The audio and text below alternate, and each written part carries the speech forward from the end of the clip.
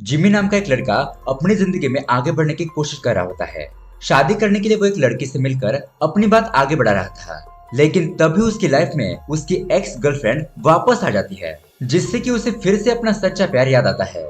तो दोस्तों, जिमी की एक्स गर्लफ्रेंड वापस क्यों आई है और उसकी वजह से अब जिमी की लाइफ किस तरह से उथल पुथल हो जाएगी, यही देखेंगे हम आज की कहानी में, जिसका नाम है एक्स लवर।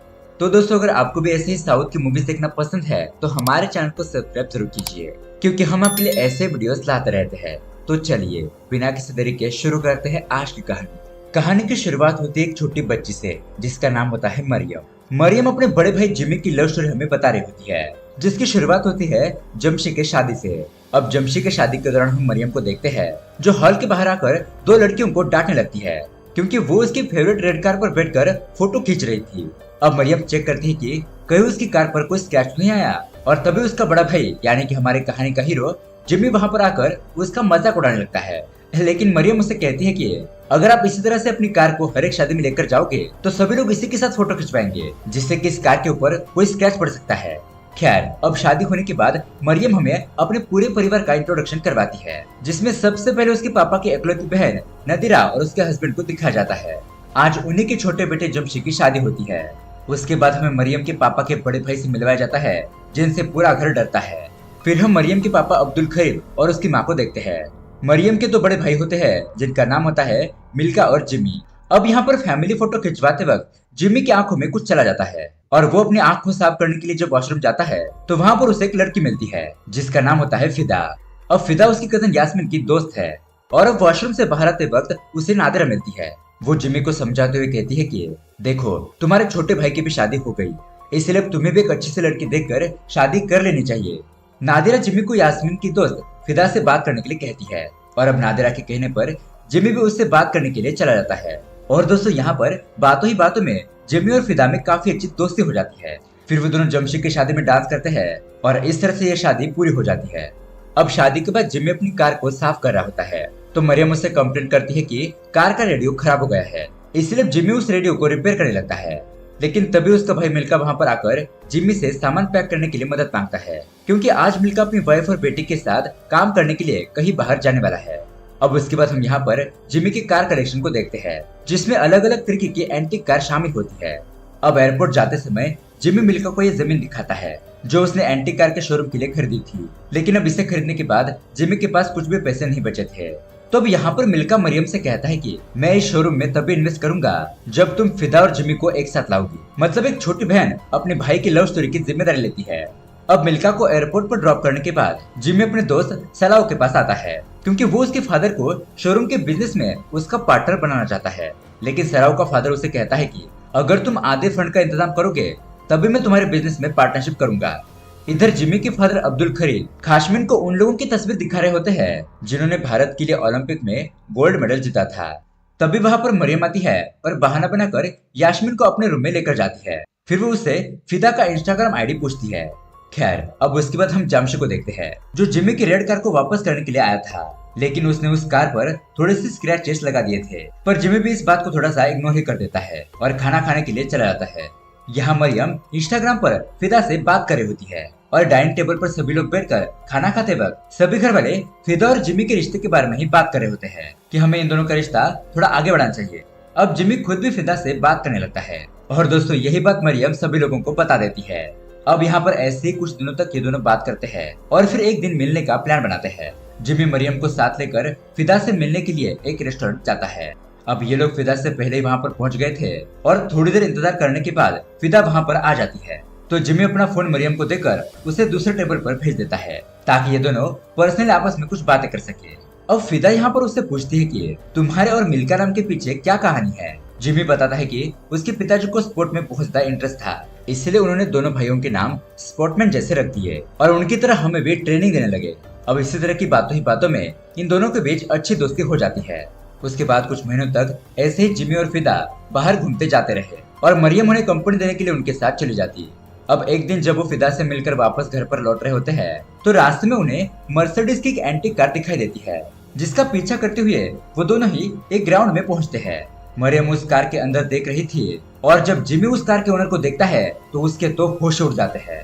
क्योंकि दोस्तों इस लड़की का नाम होता है नित्या और ये लड़की और कोई नहीं बल्कि जिमी की एक्स होती है और ये नित्या उसके साथ स्कूल में पढ़ा करती थी। अब रास्ते में जिमी अपने स्कूल के दिनों को याद करता है जहाँ पर वो और नित्या एक साथ पेंटिंग बना रहे थे। अब उसके अगले दिन जिमी को पता चलता है कि उसके घर पर सभी लोग फिदा के साथ शादी करने के लिए मीटिंग करने वाले हैं। अब जब जिमी अपने रूम में जाता है तो वो देखता है कि मरियम उसके स्कूल के दिनों की चीजों को देख रही होती है और अब वो उसे नित्या के बारे में पूछने लगती है। पहले तो जिमी उसे बताने से मना कर देता है, लेकिन जब मरियम उदास हो जाती है तो फिर जिमी उसे बताने लगता है। जिमी उसे बताता है कि कैसे वो और नित्या स्कूल में पहली बार मिले और फिर उन दोनों को एक दूसरे से प्यार हो गया। लेकिन एक दिन उनकी कहानी में एक ऐसा मोड़ आया जब उन दोनों को अलग होना पड़ा, क्योंकि उनके पेरेंट्स को इस बारे में पता चल गया था। नित्या हिम्मत करके अपने पापा को बता देती है कि हम दोनों एक दूसरे से प्यार करते हैं और शादी करना चाहते हैं, लेकिन यहाँ जिमी ने डर के मारे कुछ भी नहीं कहा था, इसलिए उन दोनों को अलग होना पड़ा। अब यहाँ पर प्रेजेंट टाइम में पूरी फैमिली फिदा के साथ रिश्ते की बात कर रही होती है। तभी जिमी उनसे कहता है कि हमें इस मामले में जल्दी नहीं करनी चाहिए, लेकिन ये बात सुनकर खादिर के बड़े भाई बहुत ज्यादा गुस्सा हो जाते हैं, क्योंकि वो बहुत दूर से इस रिश्ते की बात करने के लिए आए थे। अब शॉपिंग करते वक्त जिमी फिदा को नित्या के बारे में बता देता है और फिदा उसके ऊपर गुस्सा नहीं होती। वो उससे कहती है कि चाहो तो तुम अपने एक्स गर्लफ्रेंड से मिल सकते हो, हमारे अभी तक शादी नहीं हुई है, हम दोनों अपना अपना फैसला बदल सकते हैं। अब जिमी उसके आइडिया से नित्या से फुटबॉल ग्राउंड पर मिलने के लिए जाता है, जहाँ पर वो अपने बेटे के साथ डेली आया करती थी। अब चाय पीते वक्त नित्या उसे बताती है कि उसके पति का नाम है वरुण और वो बहुत बड़ा बिजनेसमैन है, लेकिन अब नित्या ने अपने पति के खिलाफ कोर्ट में डिवोर्स के लिए अप्लाई किया है, क्योंकि शादी के बाद से उन दोनों में बहुत ज्यादा प्रॉब्लम्स होने लगी थी। तो अब यहाँ पर जिमी उसे बताता है कि जब हमारे पेरेंट्स को हमारे प्यार के बारे में पता चला तो उन्होंने मुझे अपने भाई मिल्का के साथ 5 साल के लिए दुबई भेज दिया, लेकिन वहां से भी मैं तुम्हारी पूरी खबर रखता था, लेकिन जब से तुम्हारी शादी हुई है तब से मैंने तुम्हारा पीछा कभी नहीं किया। अब वहां से घर जाते समय नित्या जिमी को अपने बेटे ध्रुव से मिलवाती है और वो उसे अपना मोबाइल नंबर भी देती है। रास्ते में जिमी अपने कॉलेज के दिनों को याद करते हुए खुश हो रहा होता है। जब कॉलेज में वो और नित्या एक दूसरे के साथ होते थे तो वो बहुत ज्यादा खुश होते थे, लेकिन अब यहाँ पर जिमी की टेंशन बढ़ने वाली थी, क्योंकि जब वो घर पर जाता है तब उसे पता चलता है कि मरियम ने अपने पापा को नित्या के बारे में सब कुछ बता दिया था और उसी वक्त वो काफी ज्यादा नाराज हो जाते हैं। जिमी उन्हें कहता है कि देखिए ये बस एक कैजुअल मीटिंग थी। खादिर उसे कहता है कि अगर ये लड़की तुम्हारी जिंदगी में नहीं आती तो आज तुम नेशनल लेवल पर खेल रहे होते, और जब अब सब कुछ नॉर्मल हो गया है तो ये लड़की फिर से आ गई है। अब यहाँ पर जिमी को बहुत ज्यादा गुस्सा आता है और वो कहता है कि आपकी वजह से मुझे ना चाहते हुए भी एथलीट बनना पड़ा, और तब मैं जिंदगी में जरा सा भी खुश नहीं था, और जब मुझे किसी के सहारे की जरूरत थी तब आप वहाँ पर नहीं थे, तब वहाँ पर नित्या मेरे साथ खड़ी थी। तो अब यहाँ पर खादिर को भी गुस्सा आ जाता है। वो उसे कहता है कि तुम और तुम्हारी कार का कलेक्शन भी किसी काम का नहीं है, क्योंकि दोनों घर वालों के ऊपर डिपेंड हो। अब ये बात सुनकर जिमी को बहुत ज्यादा गुस्सा आ जाता है और वो घर छोड़कर अपनी शोरूम की साइड पर चला जाता है। फिर अपने दोस्त सलाव की मदद से घर से एक एक करके सभी गाड़ियों को यहाँ पर लेकर आता है। अब सुबह होने पर जब ये दोनों कार में सो रहे होते हैं तभी सलाव का फादर वहाँ पर आकर उन्हें उठाता है और जिमी से उसके फंड अरेंजमेंट के बारे में पूछता है। तो जिमी उसे कहता है कि अभी पूरे पैसे अरेंज नहीं हुए हैं। तो सलाव का फादर कहता है कि अगर तुम अपनी गाड़ी को मुझे बेच दोगे तो तभी मैं पार्टनरशिप करूंगा, और ऐसा कहकर वो वहाँ से चला जाता है। अब यहाँ इस तरफ नित्या अपने लॉयर के साथ बात करी होती है तो वो लॉयर उसे बताता है कि अगर वरुण इसी तरह काउंसलिंग सेशन में अच्छा बनकर दिखाएगा तो तुम्हें तो डिवोर्स कभी नहीं मिलेगा, लेकिन अगर तुम उसके ऊपर फिजिकल और मेंटल असॉल्ट की कंप्लेंट करोगी तो तुम्हें जल्दी डिवोर्स मिल सकता है। लेकिन नित्या इस बात के लिए राजी नहीं होती। अब रात के वक्त ड्रिंक करते समय नित्या अपने फादर को जिमी के बारे में बताती है और इस खबर को सुनते ही उसके फादर बहुत ज्यादा परेशान हो जाते हैं। फिर नित्या जिमी को कॉल करती है, लेकिन उसका कोई भी जवाब नहीं आता, इसलिए वो रात को ही सीधा उसके गैरेज पर चली जाती है, जहाँ पर चाय पीते हुए ये दोनों एक दूसरे के साथ बातें करते हैं। फिर जिमी नित्या को उसकी बनाई हुई पेंटिंग्स दिखाता है जिसे उसने कॉलेज से चुराया था, और इतनी पुरानी पेंटिंग्स को देखकर नित्या तो बहुत ज्यादा खुश हो जाती है। और जब वो जिमी का बैग चेक करती है तो उसे उसमें एक डायरी और एक लव लेटर मिलता है जो जिमी ने उसके लिए लिखा था। अब उस लेटर को पढ़ने के बाद नित्या के मन में फिर से जिमी के लिए प्यार जग जाता है और अब उसके बाद वो अपने घर चली जाती है। यहाँ पर आने के बाद उसका फादर उसे समझाता है कि अगर तुम जिमी के साथ जाना चाहती हो तो उससे पहले अपने बेटे ध्रुव के बारे में सोच लेना। इधर मरियम के फोन करने पर जिमी उसे स्कूल से सीधा अपने शोरूम के साइड पर लेकर आता है। यहाँ पर वो उसे वीडियो कॉल से नित्या और उसके बेटे के साथ बात करवाता है। अब घर जाते समय मरियम उसे कहती है कि अगर आप नित्या को पसंद करते हो तो बेचारी फिदा का क्या होगा। अब यही बात सोचते वक्त जिमी जब गैरेज के पास आ रहा होता है तो तभी उसे एक बहुत बड़ी खुशखबरी मिलती है। उसका भाई मिल्का उसे कॉल करके बताता है कि अब तुम्हें टेंशन लेने की कोई जरूरत नहीं है, क्योंकि अब वो खुद उसके बिजनेस में पार्टनर बनने वाला है। वो उसे कहता है कि तुम फिक्र मत करो, मैं तुम्हारे बिजनेस में इन्वेस्ट करूंगा। इसलिए वो उसके दोस्त के पापा को इस डील से बाहर करने के लिए कहता है। और अब इस खबर को सुनते ही जिमी बहुत ही ज्यादा खुश हो जाता है और इसी खुशी को सेलिब्रेट करने के लिए वो मरियम के साथ नित्या के घर चला जाता है। अब यहाँ पर जिमी को नित्या के पापा मिलते हैं और उनसे बात करते वक्त जिमी थोड़ा सा ऑकवर्ड हो जाता है। फिर वो जैसे तैसे करके नित्या को लेकर वहाँ से निकल ही जाता है। फिर ये लोग बीच के पास आते हैं और बहुत एंजॉय करते हैं। तभी यहाँ पर मौका देखकर जिमी नित्या से अपने दिल की बात कहता है कि तुम्हारी शादी होने के बाद भी मैं तुम्हें भुला नहीं पाया, क्या तुम फिर से मुझे एक चांस देना चाहोगी?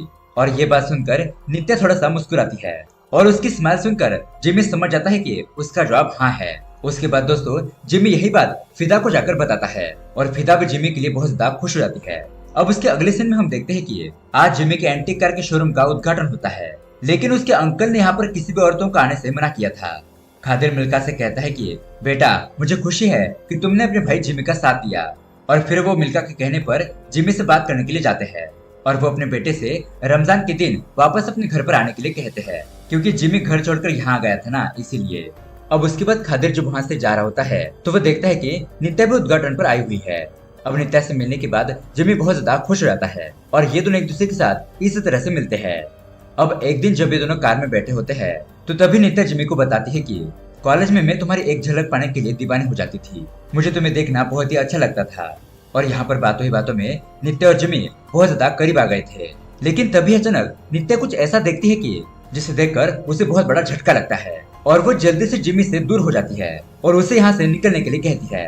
रास्ते में वो उसे बताती है कि उसका पति वरुण उन दोनों को देख रहा था। तो जिमी उसे कहता है कि तुम्हें डरने की कोई जरूरत नहीं है, हम दोनों मिलकर उसका सामना करेंगे। अब घर पर पहुंचने पर नित्या जिमी से कहती है कि तुम हमारे डिवोर्स के मामले से थोड़ा दूर रहो। ऐसा कहकर वो वहाँ से चली जाती है। अब उसके अगले दिन हम देखते हैं कि जिमी अपने एक दोस्त के साथ वरुण से मिलने के लिए जाता है और वो वहाँ पर उसके डिवोर्स के बारे में बात करता है। तो जिमी उसे पूछता है कि तुम्हें कैसा लगेगा अगर तुम्हारी पत्नी किसी दूसरे मर्द के साथ हो। फिर वो उन्हें धमकाते हुए कहता है कि मैं तुम लोगों से इस बारे में कुछ भी बात नहीं करना चाहता, अगर तुमने फिर से मुझसे इस बारे में बात करनी चाहिए तो मैं तुम्हें जिंदा नहीं छोड़ूंगा।